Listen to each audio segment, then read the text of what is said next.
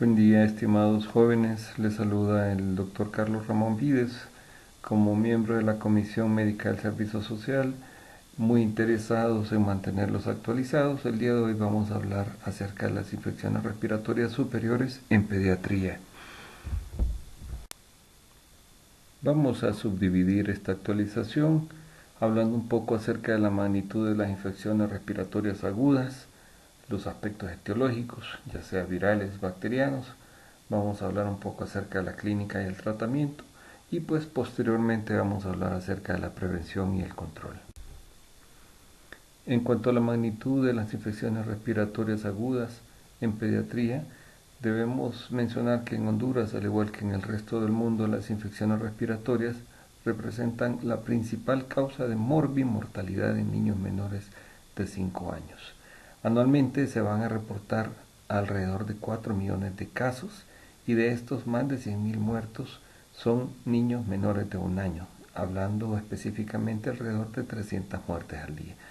Otros 40.000 niños mueren antes de cumplir los 5 años y entre el 30 y el 60% de las consultas y entre el 20 y el 40% de las hospitalizaciones de niños menores de 5 años son debidos principalmente a las neumonías.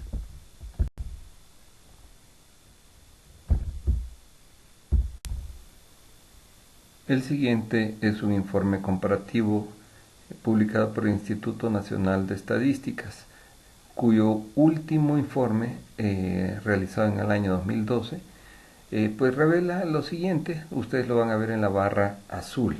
Aquí lo que nosotros vamos a tener es que la principal causa de mortalidad en niños menores de 5 años es la prematurez o bajo peso. Esa es la principal causa de mortalidad. Luego tenemos las infecciones respiratorias agudas, posteriormente las anomalías congénitas, los traumas o asfixia al momento de nacer, posteriormente la diarrea y la deshidratación y posteriormente sepsis, fallas orgánicas y otras complicaciones perinatales. Entonces, como ven, en nuestro caso, hablando de las infecciones respiratorias agudas, son la segunda causa de mortalidad después de la prematurez extrema en niños menores de 5 años. Por eso es importante conocerlas y pues obviamente saberlas manejar. El tracto respiratorio lo vamos a dividir en tracto respiratorio superior e inferior. El tracto respiratorio superior, pues, que es lo que nos interesa en este momento, abarca de la nariz hasta la laringe. Posteriormente se divide en tracto respiratorio inferior, de tráquea hacia abajo. Pulmones, bronquios, recuerden, tenemos 23 generaciones de bronquios hasta llegar a los alvéolos. Una vez que nosotros hemos hecho una subdivisión anatómica entre el tracto respiratorio superior e inferior, pues ya nosotros podemos hablar sobre las infecciones respiratorias altas y bajas. Dentro de las infecciones respiratorias altas que van a ocurrir a nivel de tracto respiratorio superior, podemos mencionar el resfriado, rinofaringitis, la sinusitis, amigdalitis, otitis media y laringotraqueitis o CRUP. Dentro de las infecciones que ocurren a nivel de tracto respiratorio inferior, pues la bronquitis, bronquiolitis, neumonía y pues por supuesto el asma. También es importante conocer los diferentes agentes etiológicos que van a actuar en las diferentes patologías que nosotros vamos a tener. Debemos mencionar que cerca del 80% de las patologías que ocurren a nivel del tracto respiratorio superior van a ser producidas por virus. Y de los virus vamos a tener diferentes tipos, como los rinovirus, los coronavirus, los virus para influenza, los virus sincitial respiratorio, que van a estar presentes en la mayoría de las patologías. En cuanto al resfriado común, es una entidad eminentemente viral. El germen principalmente involucrado es el rinovirus, pero también puede estar presente el virus para influenza, el coronavirus, el adenovirus. Cuando nosotros hablamos ya de una influenza, usualmente tenemos ya involucrados los virus de la influenza, tanto el tipo A como el tipo B. En cuanto a otitis media, puede ser hasta un 42% producida por virus, Pero también tenemos en orden de frecuencia el Streptococcus pneumoniae, la Haemophilus influenza tipo B y la Moraxella catarrhalis. La otitis externa es un cuadro verdaderamente dramático porque los gérmenes que usualmente predominan están el Staphylococcus aureus, el Streptococcus pneumoniae, la Pseudomonas aeruginosa, el Corynebacterium, que pueden estar presentes. En cuanto a la faringitis, recuerden que hasta los 2 años la mayoría de cuadros que se producen a ese nivel son producidos por virus, tanto el virus sincitial respiratorio como el rinovirus. Ya en niños mayores de 2 años, pues el Streptococcus pyogenes. También en niños mayores, el virus Epstein-Barr, cuadros de epiglotitis, la Haemophilus influenza tipo B, el Krupp bajando un poquito, llegando a nivel de cuerdas vocales, pues el virus para influenza, la traqueitis bacteriana, que es producido por el Staphylococcus aureus. En cuanto a la sinusitis, puede ser producida con una consecución de un resfriado común, puede ser producido por virus, pero si se producen cuadros bacterianos, cuando ya se sobreinfecta, pues el Streptococcus pneumoniae, la Haemophilus influenza y algunos gérmenes anaerobios pueden estar involucrados. Pues solo para mencionarlos, hablando específicamente de influenza, pues involucrados el adenovirus, los virus de la influenza A y B. En cuanto a la bronquitis, el virus sincitial respiratorio, el rinovirus, la bronquiolitis eminentemente, en un 60% el virus sincitial respiratorio, y la neumonía, pues que pueden haber involucrados gérmenes bacterianos, virales, micóticos, parasitarios, dependiendo del grupo etario que se refiera, y la tuberculosis, pues el Mycobacterium tuberculosis. Parte de los factores predisponentes y quizás de los más frecuentemente involucrados en la patogenia de las infecciones respiratorias están los factores de riesgo ambientales. Por ejemplo, la contaminación dentro o fuera del hogar. Recuerden, tenemos mucha polución tanto dentro como fuera del hogar. Los padres que fuman, aún los padres que fuman fuera de la casa, siempre tienen el aliento nicotínico, que eso en niños susceptibles puede llegar y producirles algún tipo de hiperreactividad bronquial. Familias donde la ventilación de las casas o donde el aseo de la casa no es la prioridad, usualmente pueden tener acúmulo de mucho polvo y esto puede llegar a producir que los niños tengan o desarrollen este tipo de problemas. Los cambios bruscos de temperatura, niños que asisten a lugares donde hay concentraciones de personas, como guarderías, teatros, cines, niños hacinados que viven en un cuarto y duermen hasta 6 o 7 y que algunos de los hermanos o los padres cursan con cuadros de infecciones respiratorias, es muy fácil que ellos se puedan contaminar. Dentro de lo que acabo de mencionar, pues tenemos el hacinamiento, por mencionarlos, el piso de tierra de la vivienda. Muchos madres barren y el niño está ahí y barren con la escoba y levanta, eso hace que se levante polvo, se riegan los ácaros por toda la casa.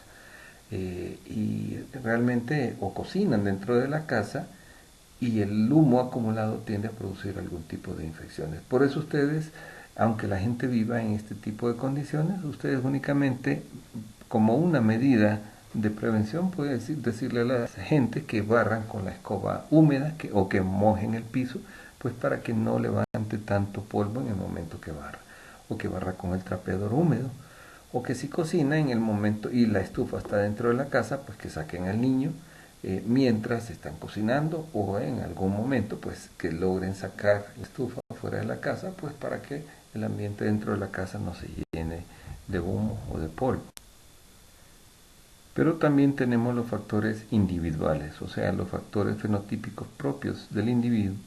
La edad, recuerden que en pediatría manejamos los grupos etarios y entre los niños son más pequeños, pues son más susceptibles o más predispuestos a desarrollar infecciones respiratorias tanto altas como bajas.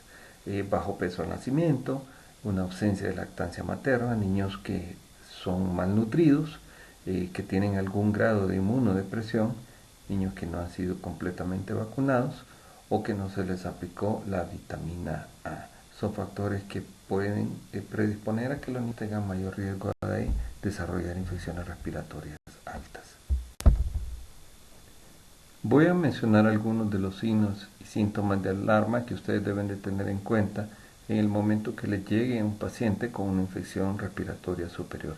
La idea de todo esto es que ustedes aprendan a reconocer en forma temprana a un paciente que se les pueda complicar, uno, o para manejarlo dentro del lugar donde ustedes se encuentran, o dos, pues para evitar que ese paciente se les pueda complicar y lo puedan referir en tiempo y en forma hacia el centro más cercano donde ustedes se encuentren.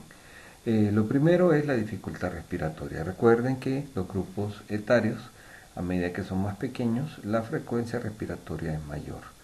Si ustedes tienen un paciente que viene con dificultad respiratoria, con disnea, con una respiración agitada, 60 o más respiraciones por minuto en un niño menor de 2 meses, 50 o más respiraciones en un niño entre 2 y 11 meses y 40 más respiraciones entre un niño de 1 a 4 años.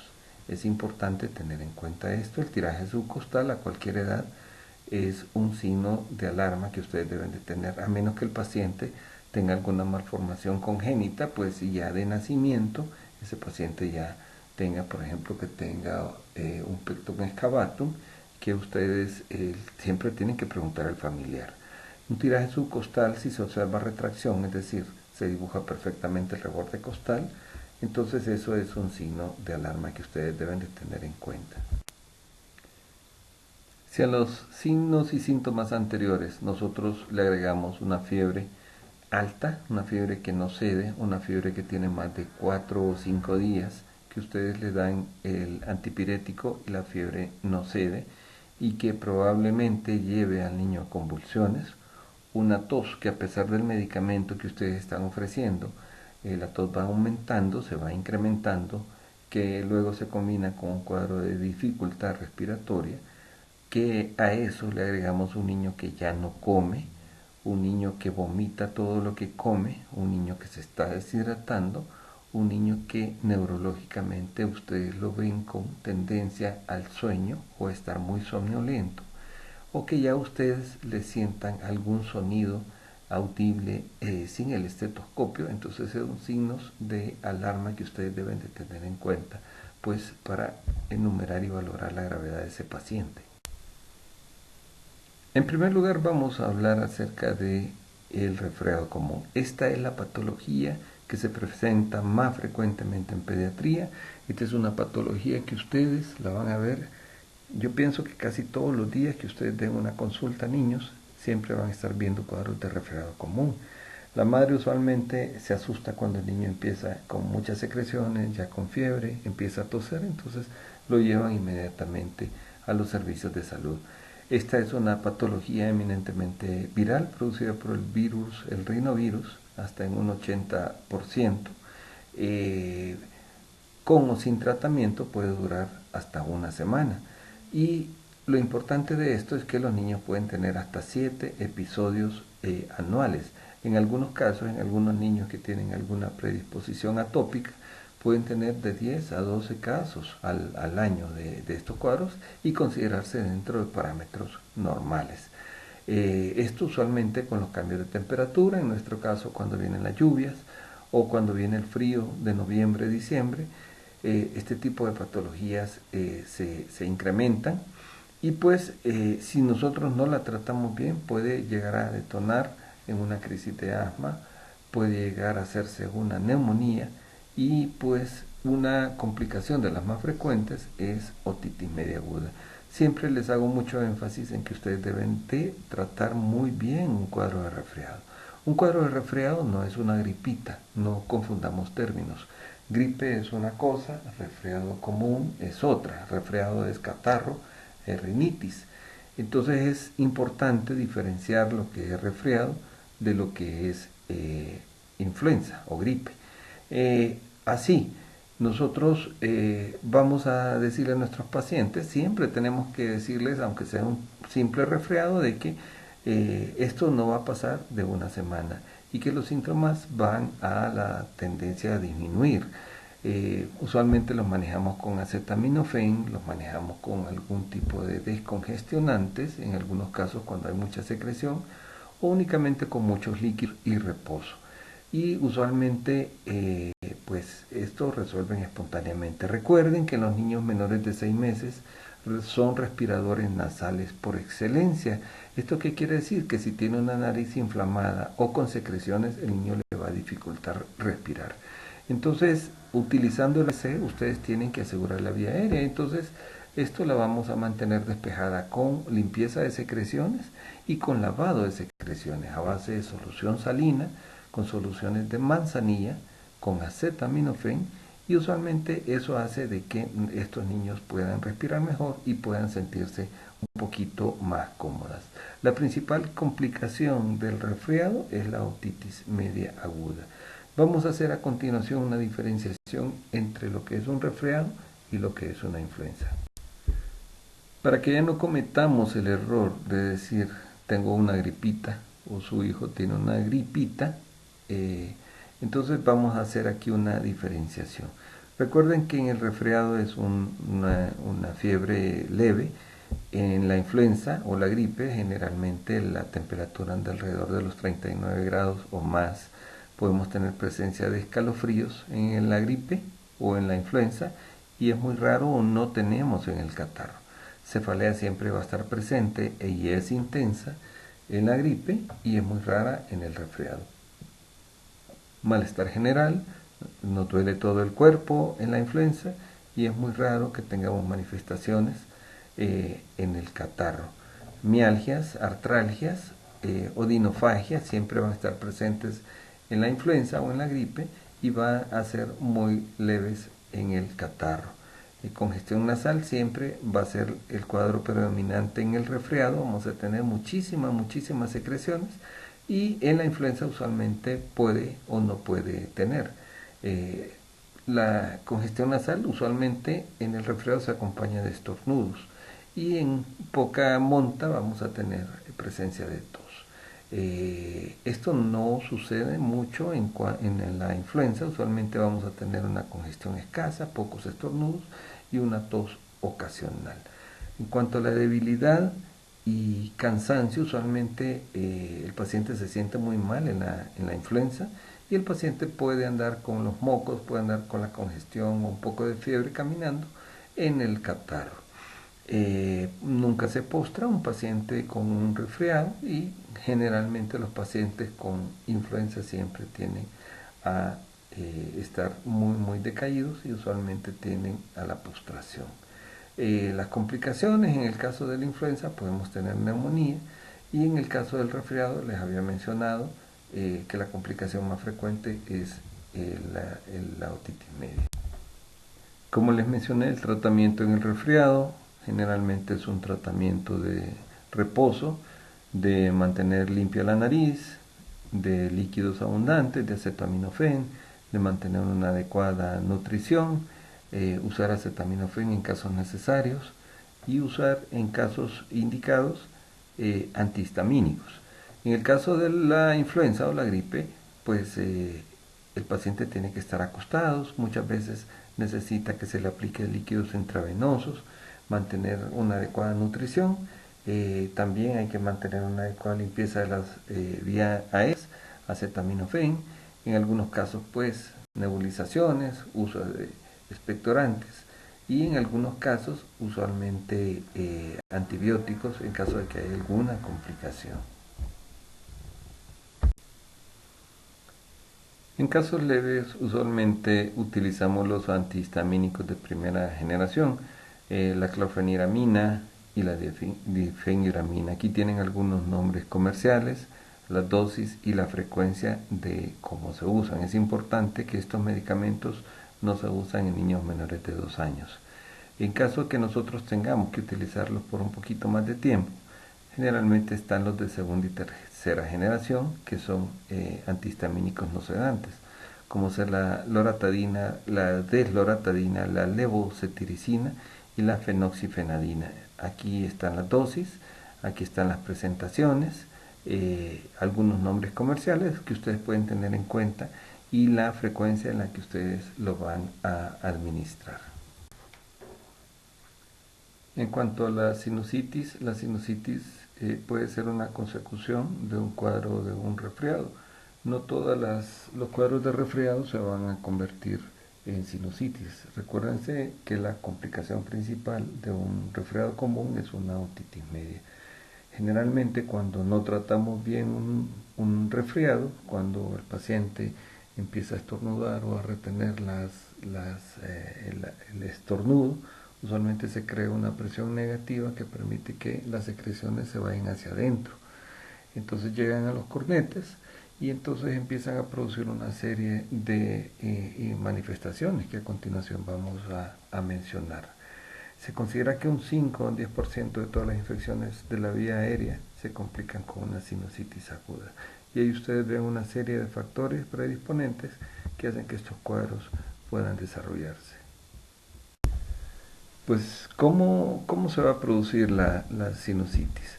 Así, brevemente, el producto final de todo esto es el bloqueo del ostium.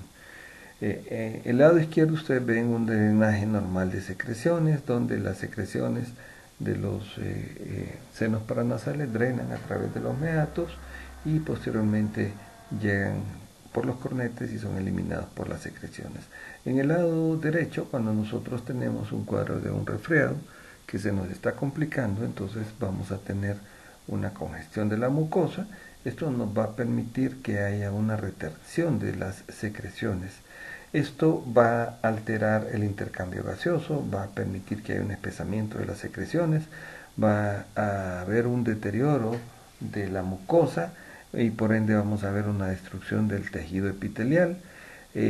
Pues esto va a crear una obstrucción que va a permitir que las secreciones se queden retenidas. Estas secreciones muchas veces se contaminan con todos los virus o las bacterias que hay ahí a nivel de la nasofaringe, y esto pues nos va a llegar a una producción final de una infección bacteriana que pues nos va a llevar de nuevo a un bloqueo del ostium y esto nos va a perpetuar la inflamación y la infección.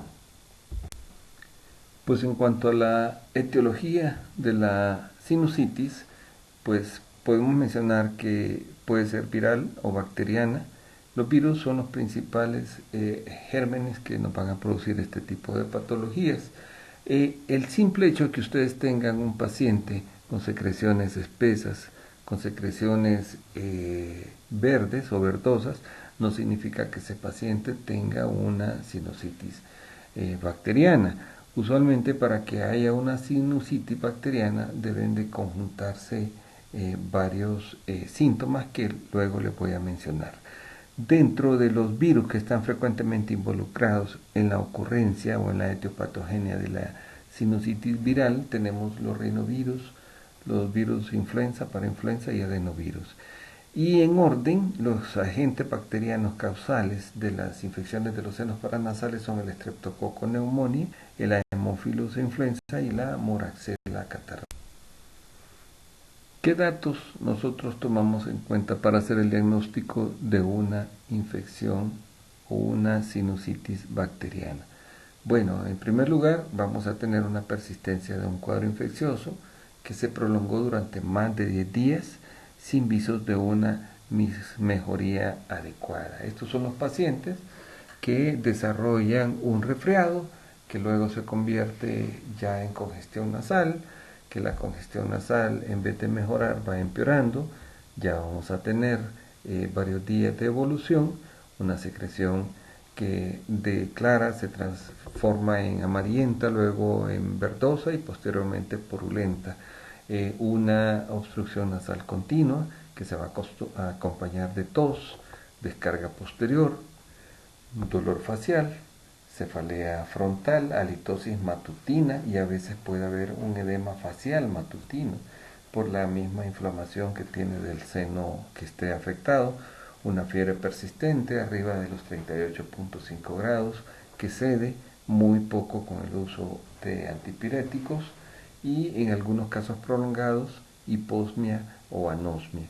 Eso es parte del tratamiento. Cuando ustedes examinen ese paciente, y hagan uso de el bajalenguas. Entonces cuando miren la parte de la boca, hagan un reflejo nauseoso metiendo un poco más al fondo el bajalenguas. Entonces si miran la parte posterior de la faringe, entonces van a ver una presencia de una descarga seropurulenta posterior. Eso muchas veces les hace a ustedes y les contribuye en el diagnóstico de la patología. En cuanto al tratamiento, para darle un tratamiento adecuado tenemos que utilizar amoxicilina en dosis altas. Podemos utilizar de 50 a 80 hasta 90 miligramos por kilo día. Recuerden que la amoxicilina se da 3 veces al día. O sea, si ustedes van a dar amoxicilina, multiplican 80 miligramos por el peso y eso lo dividen entre 3. El tratamiento tiene que ser mínimo de 10 a 14 días. Los otorrinos muchas veces utilizan estos tratamientos hasta por 21 días. Entonces, tienen ustedes que saberlo y que tratarlo de la mejor forma, pues para evitar las recaídas. Cuando ustedes puedan utilizar amoxicilina combinada con ácido clavulánico, igual lo pueden utilizar a la dosis que se deja la amoxicilina simple. Recuerde que la amoxicilina combinada con ácido clavulánico únicamente se da 2 veces en el día y las concentraciones usualmente en la cajita son de 400 y de 600 miligramos. Eso lo dividen entre 2 y ustedes sacan la dosis promedio que van a utilizar cada 12 horas. En casos complicados donde ustedes decidan utilizar un medicamento parenteral, vamos a utilizar el ceftriaxone a dosis de 50 a 100 miligramos por kilo día. Eso, si lo pueden utilizar en una sola aplicación de 3 a 5 días, eso les va a ayudar si lo hacen por vía intramuscular.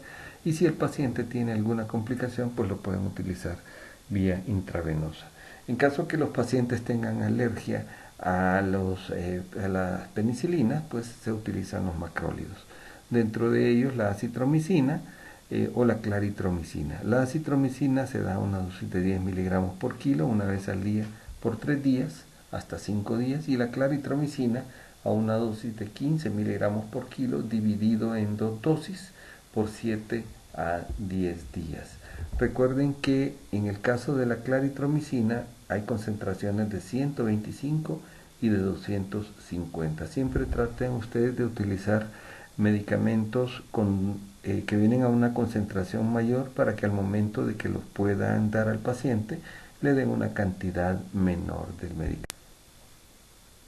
En cuanto a la sinusitis y sus complicaciones, las vamos a diferenciar entre complicaciones orbitarias e intracraneales. Las complicaciones intracraneales pues van a ser secundarias a diseminación al sistema nervioso y dentro de esas podemos nosotros mencionar el abscesos cerebrales, podemos mencionar alteraciones a nivel de hueso frontal donde nosotros vamos a tener 2 complicaciones principales, como es el tumor blando de Pope o una necrosis del hueso frontal, el mucocele, que usualmente se desplaza desde el área del seno frontal hacia el globo ocular, y esa masa desplaza hacia un lado el globo ocular, produciendo en el paciente diplopia.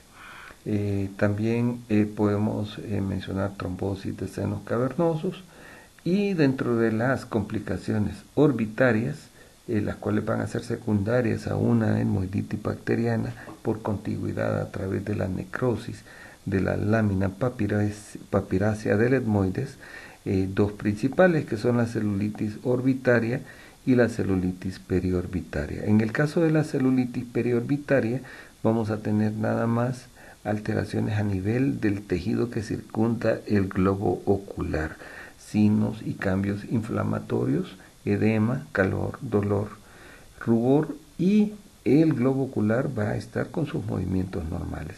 En el caso de la celulitis orbitaria, nosotros vamos a tener alteración de las estructuras del globo ocular.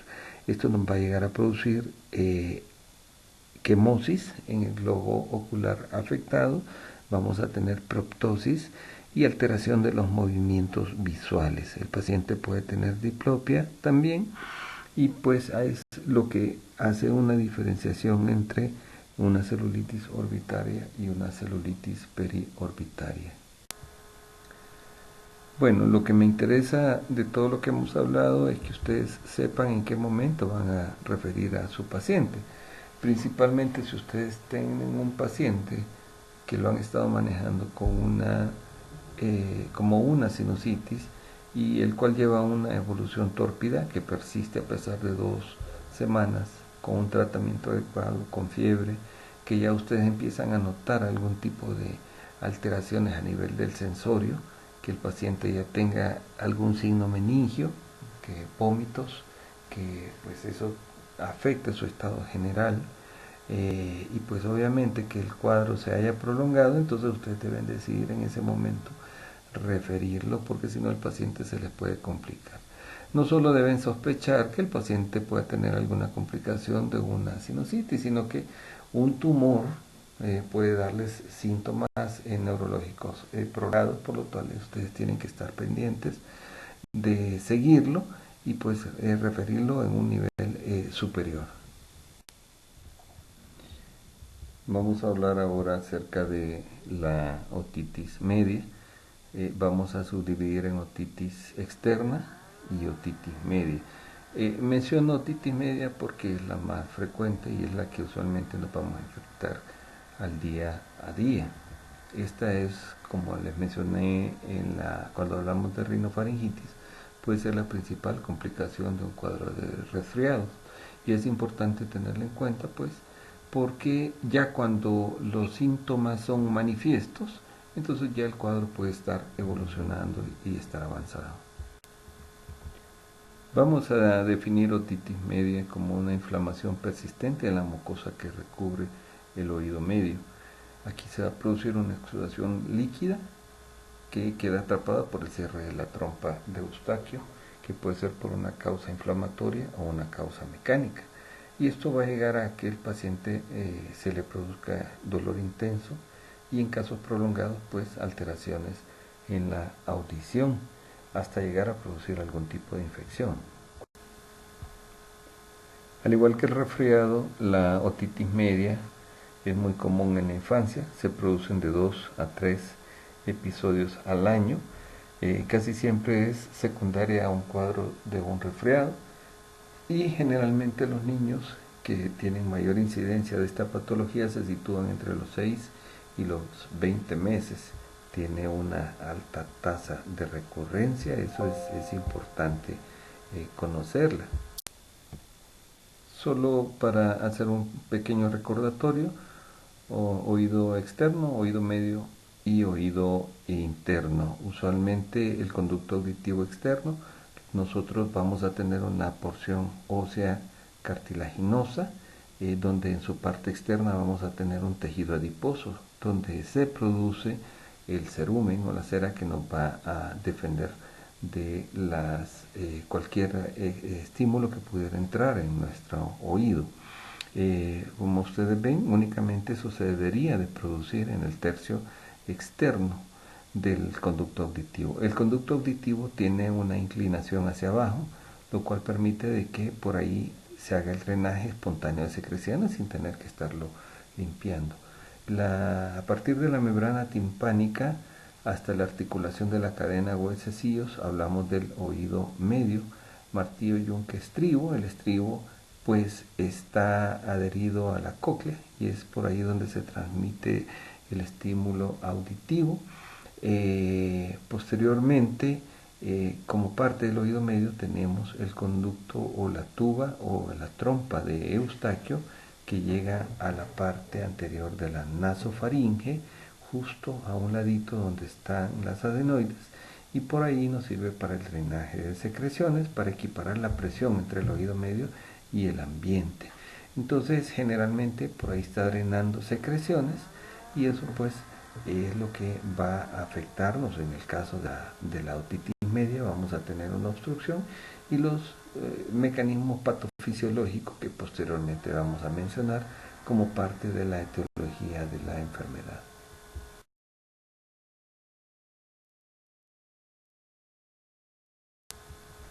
Hablando un poco acerca de la otitis externa, pues la otitis externa, como su nombre lo dice, la inflamación de las estructuras del oído externo por una infección en la piel del conducto auditivo externo, que nos va a producir alteración o afectación de las estructuras o de las partes blandas. ¿Qué tenemos aquí? Bueno, es generalmente producido por un cuerpo extraño.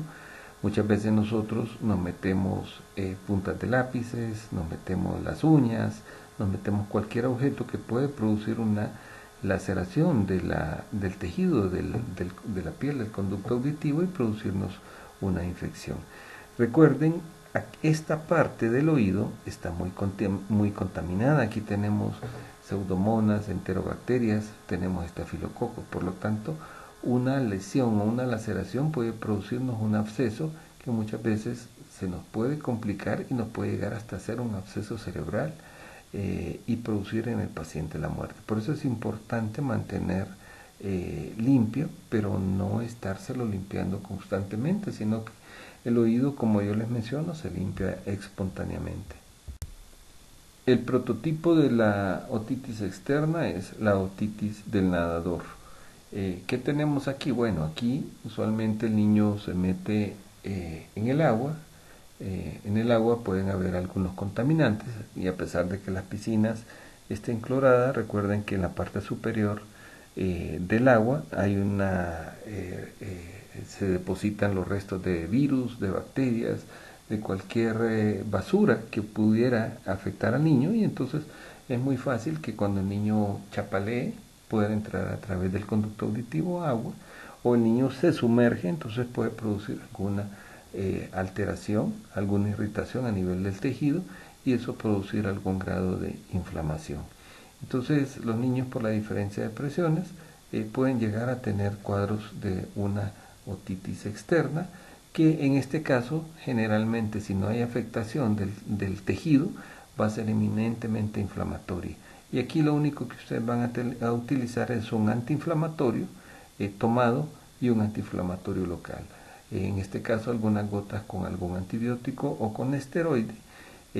Lo importante de todo esto es que ustedes tienen que saber de que, o tienen que estar seguros de que la membrana timpánica esté intacta para que no vaya a pasar secreciones del oído externo al oído medio a través de la ruptura o de la membrana dañada. Es importante conocer eso. En este caso el oído medio no está afectado.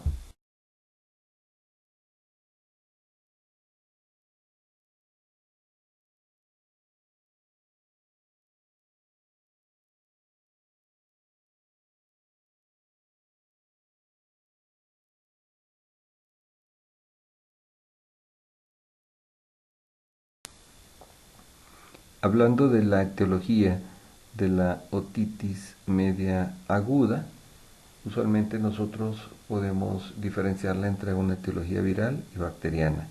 Se ha descubierto la presencia de virus en secreciones en el 42% de los niños con otitis media. Dentro de estos virus, el rinovirus, el virus sincitial respiratorio y el virus de influenza. Dentro de la etiología bacteriana, Streptococcus pneumoniae hasta en un 50%, Haemophilus influenza no tipificable hasta en un 27%, Moraxella catarrhalis hasta en un 20%, son los agentes causales más frecuentes de la otitis media aguda. Bueno, en cuanto a los síntomas, ya en un paciente mayor es muy fácil que el paciente nos refiera que le duele el oído, nos señala, nos dice específicamente qué oído le duele y nos puede incluso marcar la intensidad del dolor. Lo difícil de esto es detectar un cuadro de una otalgia en un niño menor que no nos puede decir dónde le duele, donde únicamente vamos a tener signos y síntomas referenciales como fiebre, como un malestar, como un llanto, como que el niño no quiere comer, de repente el niño vomita, el antipirético usualmente no hace que la fiebre y el malestar ceda, que si cede la fiebre dura muy poco tiempo, que de repente ustedes van a notar que el niño se pasa su manita por el oído afectado, como una señal de que se estuviera sobando. Ustedes tienen que estar pendientes de eso, que de repente el niño se acueste en una posición y al acostarse sobre el área afectada el niño empieza a llorar. Esos son datos que los tienen que orientar a ustedes, más teniendo el antecedente de que el niño ha cursado con un cuadro de un resfriado, pues entonces nos va a dar una idea de que el paciente pudiera tener un cuadro de una otitis. Obviamente ustedes lo van a confirmar a través del examen físico cuando ustedes con su oftalmoscopio logren ver la membrana timpánica. ¿Cómo se produce la otitis media? Bueno, la otitis media yo les he mencionado que es secundaria a un resfriado común que no se trató bien y que pues el paciente se fue complicando. Generalmente lo que ocurre es que hay un fenómeno de inflamación a nivel de toda la nasofaringe. Dentro de las estructuras que están dentro de la nasofaringe está la salida de la trompa de Eustaquio y a un ladito, les había mencionado, están las adenoides. Cuando ocurre inflamación, pues obviamente las adenoides tienden a inflamarse y esto va a producir que haya una obstrucción de la salida de la trompa de Eustaquio que se magnifica con el edema que el tejido produce. Una vez que la abertura de la trompa de Eustaquio está bloqueada, entonces esas secreciones empiezan a acumularse a nivel de la trompa de Eustaquio. En un principio son las puras secreciones que poco a poco van inflamando, van llenando el oído medio y van tensando toda la membrana timpánica. De repente puede entrar un neumococo o un estreptococo y producir una infección y producir ya una otitis y convertirse en una otitis media aguda, ya con una secreción purulenta. La idea pues es mantener descongestionada la vía aérea superior para evitar que no haya una obstrucción de la trompa de Eustaquio.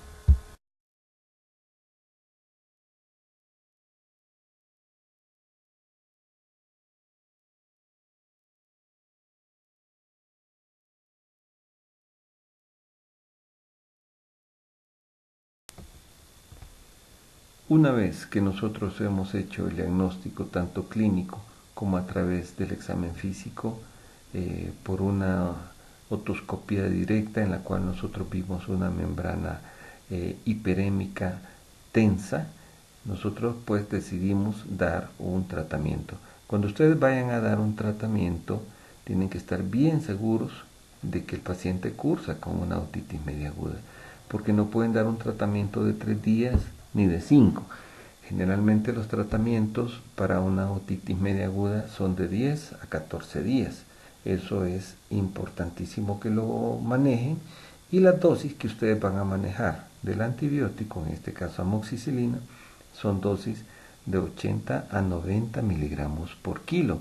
La dosis ponderal o estándar para cualquier paciente que ustedes usen amoxicilina es 40 miligramos, pero en el caso de otitis y de sinusitis usualmente ustedes pueden usar dosis mayores, hasta 80 miligramos por kilo.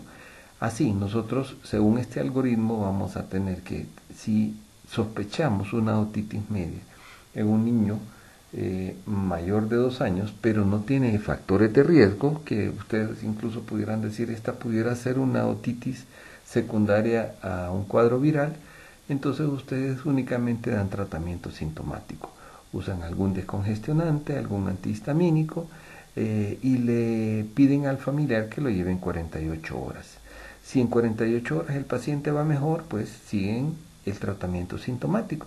Pero si el paciente a las 48 horas inició con una fiebre alta, ya con un dolor intenso, entonces ustedes deciden pasar al antibiótico.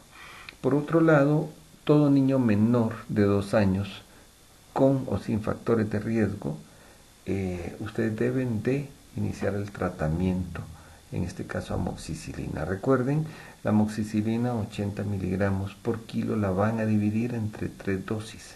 Es importante que cuando ustedes receten el medicamento se lo den al paciente con las comidas. le dicen, bueno, le vamos a dividir en 3 dosis, pero le va a dar esta dosis con el desayuno, la otra con el almuerzo y la otra con la cena. Nunca den la amoxicilina sola más a esas dosis porque le pueden producir efectos secundarios gastrointestinales, producirle diarreas intensas, dolores, cuadros de vómitos e intolerancia. Entonces es importante que cuando usen dosis altas le digan al familiar que debe de dárselo con las comidas para minimizar los efectos gastrointestinales. Si el paciente lo citan a las 48 horas y mejoró, pues ustedes completan 10 días de tratamiento. Si el paciente, a pesar de que le dieron la dosis de 80 miligramos, persiste, entonces dicen, bueno, vamos a cambiar a amoxicilina con ácido clavulánico, nada más que este medicamento se usa 2 veces al día a la misma dosis. Entonces dicen, bueno, si en 48 horas con la amoxicilina no mejoró, cambiamos a amoxiclavulanato, siempre a la misma dosis, pero nada más que dividido en 2 dosis al día y completamos el mismo tiempo de tratamiento. Lo citamos en 48 horas. Si el paciente ha mejorado, pues completamos 10 días. En caso que el paciente no mejore, el siguiente paso es usar una ceftriaxona a 50 miligramos por kilo o referirlo al otorrino para que le dé un seguimiento.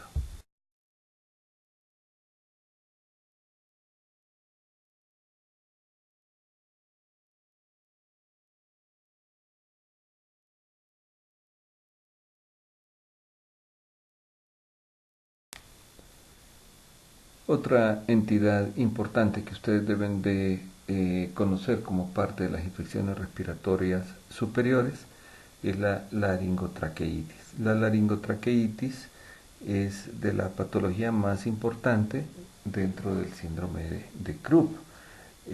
Es importante de que este tipo de patologías tienen una tríada común que se caracteriza por estridor, tos perruna y disfonía. Es producida eminentemente por el virus para influenza tipo 1 y 3 hasta en un 65% de casos. Ataca laringe, ataca tráquea, por eso el nombre de laringotraqueitis. Recuerden que la vía aérea del niño es una vía aérea muy estrecha y el virus para influenza tiene una predilección para ese tipo de tejido. Lo afecta, lo inflama y entonces la vía aérea tiende a reducirnos casi, si no más, de hasta un 50%. Afecta las cuerdas vocales, por eso los niños usualmente empiezan con disfonía.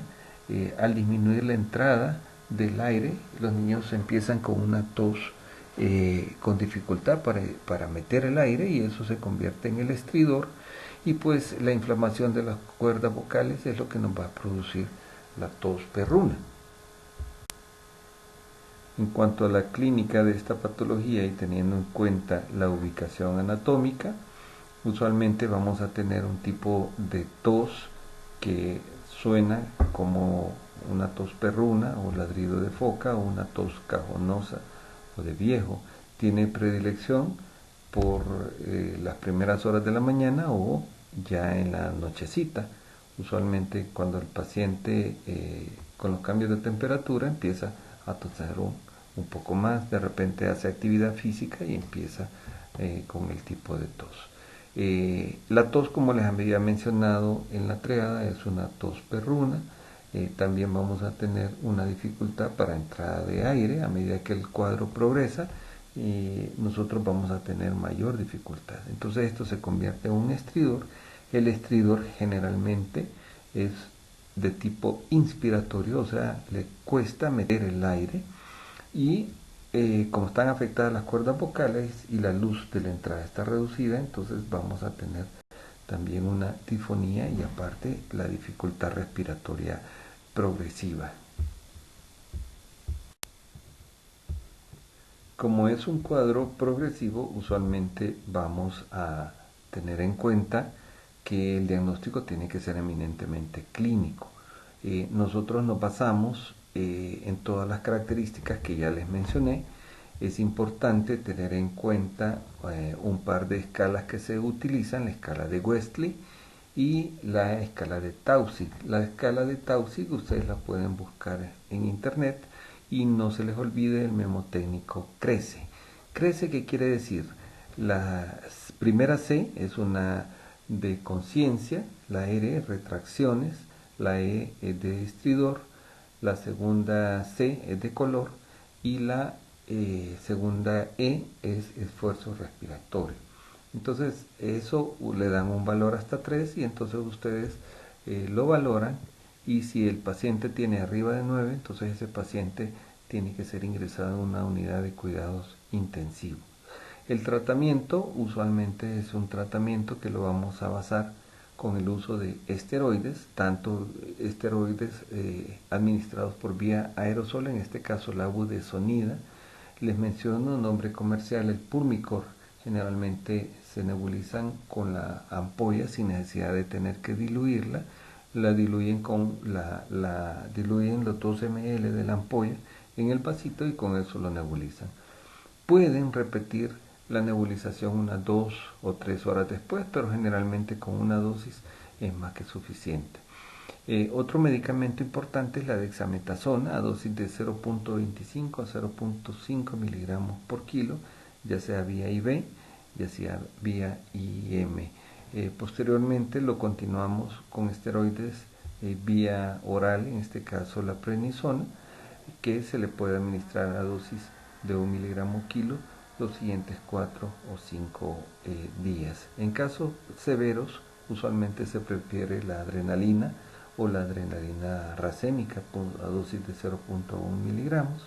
En este caso el paciente tiene que estar hospitalizado y se le debe monitorizar toda la frecuencia cardíaca, la frecuencia respiratoria por los efectos sistémicos alfa y beta que produce la adrenalina. Estos pacientes en algunos casos necesitan oxígeno, entonces es importante tener en cuenta su evolución.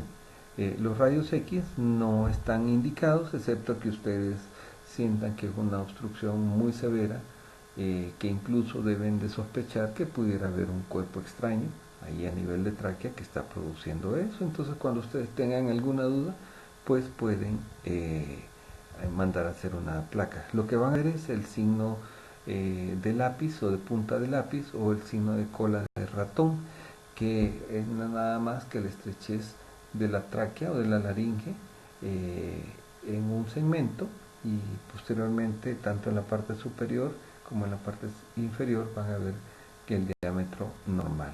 Entonces también se le denomina signo de reloj de arena por esas características.